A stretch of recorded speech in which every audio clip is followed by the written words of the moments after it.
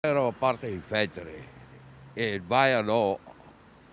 Ci sono scappato fuori, davanti all'ospedale in Feltre. Allora Verso le 11 ho avuto mio figlio che mi ha detto, è venuto a casa che io abito appena più avanti, e dirmi che qua era crollato tutto. Sono venuto qua e ho visto la devastazione che l'acqua era riuscita a fare in pochissimo tempo.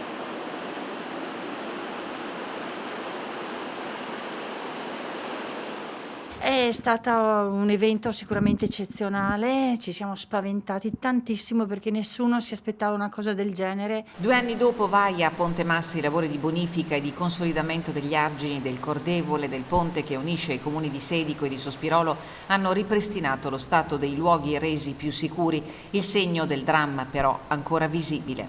Guardate, questi sono i segni dell'edificio che ospitava gli uffici dell'ex impresa di costruzioni Roni.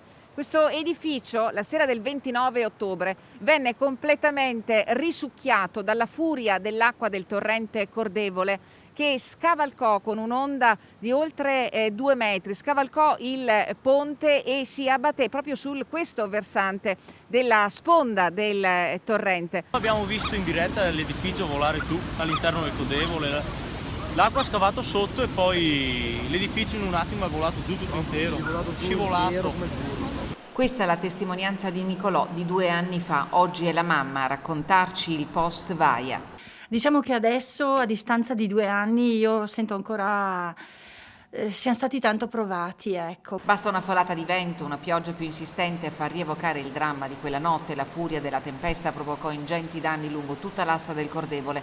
A Candaten l'area picnic del Parco Nazionale Dolomiti Bellunesi è stata ripristinata. Oltre alle staccionate però sono ancora visibili tronchi e ramagli abbattuti o portati a valle dalla furia dell'acqua. Al Peron, nonostante gli appelli e le raccolte fondi, si attende il ripristino della storica passerella che collega la frazione con San Gottardo, un luogo amato dai bellunesi che sperano nella ricostruzione.